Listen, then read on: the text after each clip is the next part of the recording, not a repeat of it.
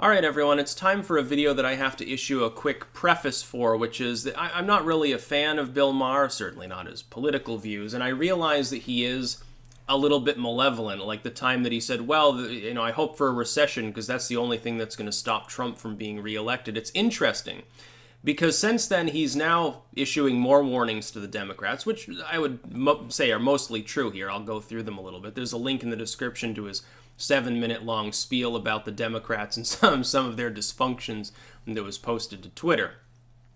Anyway, it's funny because before he's like, well, he's unstoppable unless the economy crashes, and now all of a sudden he's got a little bit more optimism, I guess. Now he's saying basically, Democrats, just don't be as crazy as Trump and you win. That's red meat to his base, maybe. I think that's severely overestimating Trump. But the basic premise is nonetheless true, which is that the Democrats are being crazy. They don't have a chance against Trump if they continue acting the way that they are. Their idea of a platform is abysmal at the moment, and Trump is not as strong a candidate, is certainly not a particularly strong candidate going into re-election. His main forte at the moment is money. That's going to be a big thing. It's going to be a big thing he runs on, and the border. Now that particular two-pronged strategy in and of itself, that's only mediocre. Usually you'd want, after a whole term, more accomplishments to run on than that. Now you can say that that's partisan bullshit, like, whoa, what did Obama accomplish going into re-election? Different story, different standards he was held to. He didn't have the entire media calling him terrible names every single day. Obama was treated with kid gloves, mainly because people were terrified of reporting actual journalistic content on him after they found that he was spying on AP journos in order to weaponize the FBI at the time, or the DOJ. Obama was not held to the same standards. He was more personable, certainly, and a lot younger. He looked better for the cameras, so to speak. Different standards were applied. Also, it was a different era. The internet has fundamentally transformed the nature of politics to some degree. Trump is not treated fairly. We have to understand, therefore, that it's a higher mark he has to achieve in order to be reelected. But not if his opponents are crummy. And there's the third prong that he's really had. The Democrats have given him the third arrow in his quiver, which is that he can say, look, you think what you want about me. Look at how unhinged and nutty they are. Look at what's being suggested. For example, Maher points out Bernie Sanders saying that the Boston Marathon bomber should be able to vote. Elizabeth Warren saying that taxpayers should have to fund transgender surgery in U.S. prisons, which makes no sense. And he's pointing out the number of people that would find these to be do-or-die issues is very small, and in some cases they're not eligible to vote at all. Like illegal immigrants. Illegal immigrants can't vote. Federal prisoners cannot vote. Serial killers, generally speaking, with the exception of certain states, cannot vote. In Vermont, felons can vote, actually.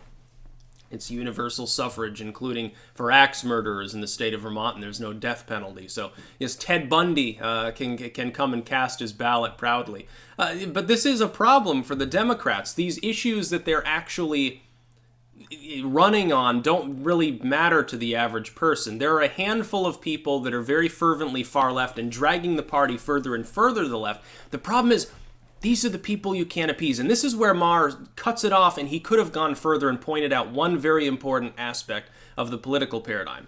The people that are on that far left, that these candidates are trying to appease because they're so terrified of being raked over the coals by them, if you appease them, they will then go a step further. If you say that you are for transgendered surgery in federal prisons, the next thing that they'll be pressing you on is that they should also be giving out methadone in federal prisons. Well, we need to get those prisoners their methadone. We need medical marijuana in prisons too. We need the taxpayers to fund that. We need universal health care for illegal immigrants, which has already been openly suggested by several supposedly mainstream viable Democratic candidates. Oh, we also need it for people who aren't even in this country. Why aren't we paying for the health care of people that are in other countries too? Yeah, why don't we just do that? You will live to see such suggestions be made probably in this race, if not thereafter, unless this paradigm comes crashing down and the Democrats burn into a pile of ashes and rise like a phoenix in a new form. This is how political paradigms operate. They're messy. The Democrats, unfortunately, live in a situation where the corporation-run DNC, it is completely run by for-profit entities, corporate entities and banksters. is unwilling to address the issue of the schism going on within the party. Small groups of people that are very, very noisy about what they believe in, namely social justice warriors, have hijacked this in order to push their agenda. They've gotten most of the Democratic candidates to take the bait, to the point where Biden, supposedly the moderate candidate, increasingly sounds like nothing more than AOC. He sounds exactly the same. The other problem that Maher doesn't mention is that once these candidates have taken that bait, they can't go back until after the primaries are over. Elizabeth Warren tomorrow can't say, well, maybe I'm wrong about this transgender surgery in prison thing. I need to cool it. We need to have some patience and be moderate. They don't want to moderate. They'll crucify you at this point as having flip-flopped if you do try to switch back and be more moderate. You can't go less far left than you've already gone. What does that leave you in the Democratic field right now as far as viable contenders? People who have shown that they're capable of actually getting a double-digit total in their voting. There's only 5 of them there. They've all gone far left. Joe Biden is left. Joe Biden, 76-year-old, dynastic, Obama-nostalgic Joe Biden, whose eyes repeatedly bleed on a live debate stage, who becomes incoherent at a moment's notice, and who just sold out completely to super PAC money, is your frontrunner. He's the least far left of the viable candidates you currently have. At this point, you would need Hillary Clinton to get into the race, to have someone who would count as a moderate, and she'd lose. We all know how that would work out. She'd be crushed. Don't give me this bullshit about it's her turn. Oh, in a matchup she would... No, in the matchup she was supposed to win before by 7 points. What happened? It was all in California. She doesn't even want to go to a swing state because if you know anything about Clinton and some of these other characters, they don't like to be called out. They don't like to be criticized. They don't want to go someplace where the crowd isn't 99% comprised of people who are basically cult members. And as Maher points out, the world doesn't end east of La Brea, essentially, once you leave urban California into flyover country where people aren't, yuppie liberals like he is with trust funds and gated communities and Cadillacs and shit, and pretending that they're street and they're listening to their multi-billion-dollar rap albums. Well, Kanye's new album. What a fucking freak fest that is. I believe in Jesus now. Yeah, I've decided to go clean.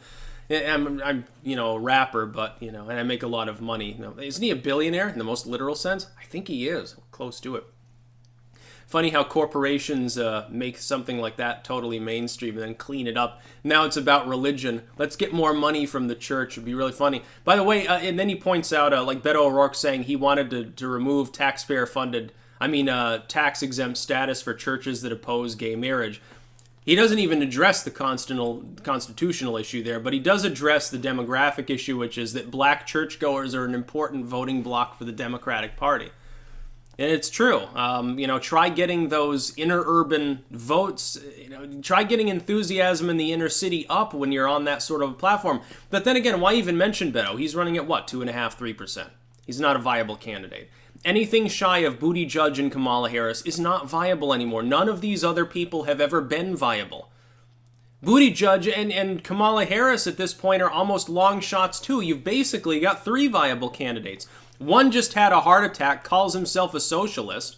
One of them is a lifelong panderer pretending to be a progressive, and the other one can't even speak properly. He's literally demented. Your frontrunner's got dementia. Do you understand what this means? When you say that Trump is crazy, but then you look at the things being said by the Dem field, and especially at the age of 2 of the 3 frontrunners, and arguably the third, she's almost 72. When you look at these things, it's a party of insanity. It's not a party of law and order, nor is it a party of mercy. At this point, they become the pro-war, apparently pro-corporate sellout party. They're the ones gargling bankster cock all day with their globalism. How are you going to campaign against an even mediocre level popularity populist movement? You can't do it. You don't have a candidate capable of challenging Donald Trump. When I try to point this out to the echo chamber that is the largely far-left Twitter or something like that, it's very funny to see the angry responses. Oh, you're wrong. Evil Trump bot. You're a bot. You're a Russian. You're far right and probably a Nazi. They just can't comprehend the notion that their echo chamber does not represent the larger demographic of the voting population.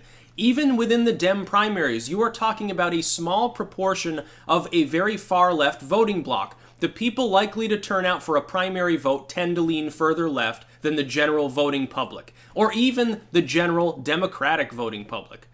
If I'm a center leftist who doesn't really care, I'm a radical centrist, am I as likely to go cast a ballot? Especially when, who am I choosing from? Far left, socialist, far left, extreme far left, also pretty far left on most issues, communist. What do I have to choose from if I'm a business Democrat or something? They're going to flock to Trump. At this point, it's just a matter of time before he unveils his next wave of economic plans, and he'll run on that, and he'll say, look, I did the border wall. That'll be for his base to get their enthusiasm up. That was the big thing. He got it. He won on the issue after 2 years of nonstop fighting. He's winning on the economy. Yes. His idea of we're going to win so much till it hurts, at least for right-wing fans, there's a reason why his approval within the Republican Party is astronomical. It's above Ronald Reagan. There's a reason for that. It isn't because these people are fanatics. It's because they're looking over at the other side, judging Trump based on that, and they love him. And who can fucking blame them?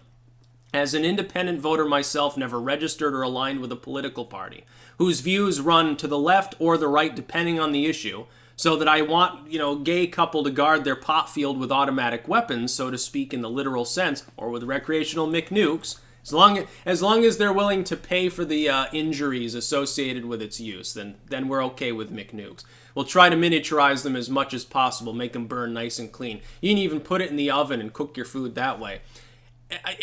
As somebody in that independent voting bloc, and as someone who, I like to think that I'm at least somewhat intelligent on politics, having spent years now analyzing them and making predictions, I can't see any way Trump loses this one. It's becoming difficult to envision a scenario in which the Democrats win because they're burning that bridge. They can't go back to the center with the social justice warriors engulfing the party. How are they supposed to make that transition back without those people voting for Jill Stein or something? Or standing on principle, Bernie Sanders will not be the nominee, writing him in. He's going to get shellonged again. Can you imagine how painful that'll be for some 10 million or so of his fans? When they don't get the nominee, even if it's a fair race and he loses fair and square, they're still going to think that they got fucked. They're still not going to fall in line, I think, behind the Dem candidate, who's likely, again, to be either inauthentic progressive Warren, who takes Bernie Sanders' socialism, repackages it with a new term, and then lies constantly, or Joe Biden, who may very well have significant health issues if he's forced to run a general election. He will pull a Hillary. Trump will hold 3 rallies to every one Biden is holding, and he won't even go and suck Goldman Sachs off. He won't have a single corporate meetup. He won't care. He won't need the money. He's starting off with a war chest that dwarfs any of his opponents. That's the other thing. The Democrats have such a crowded field. The donations are getting spread pretty thin. Why do you think Joe Biden is now saying, okay, I'm okay with super PACs operating in my name now, after months of holding off? Because he's broke. He doesn't have money. He's used to the lifestyle of first class private jet and helicopter rides and expensive meetups and galas and stuff because he was the fucking vice president for 8 years. He's not going to hoof it. He's not going to slim down his own spending and maybe get the Hillary Clinton brand Chardonnay instead of the $1,000 a bottle shit he's probably used to. He's not going to get the box wine. Hillary Clinton would. Oh, she's definitely used to being able to do that too. If she gets into the race, by the way, all hell breaks loose. I hope so. I hope I'm wrong. I hope H.A. Goodman is right. I really, really, really hope, but I just don't think it's going to happen. It would be the funniest thing ever. I'll do a half an hour long show and I'll just sit there laughing and like shaking until I basically pass out. Billmaher is right, for the most part. I think he's underestimating Trump. Other than that, yeah, the Democrats are going nuts. Their platforms don't make sense. Can you name a mainline economic proposal that any of these people have actually made?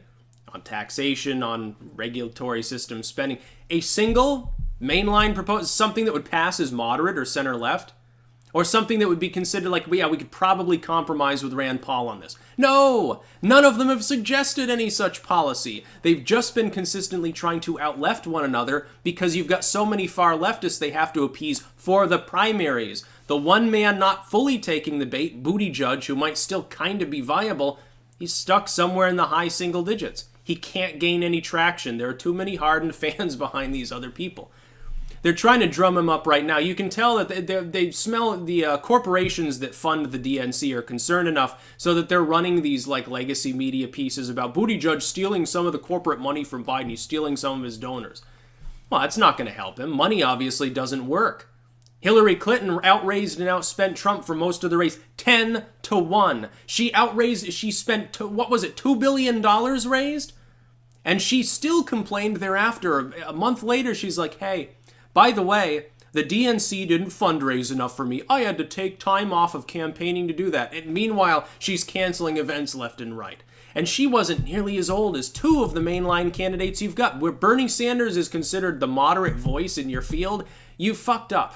The Democrats have simply failed. I expect them to probably lose. They probably lose control of the House at this point, and probably more seats within the Senate.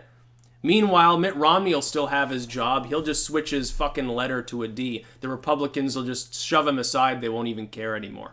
That's about all. Peace out.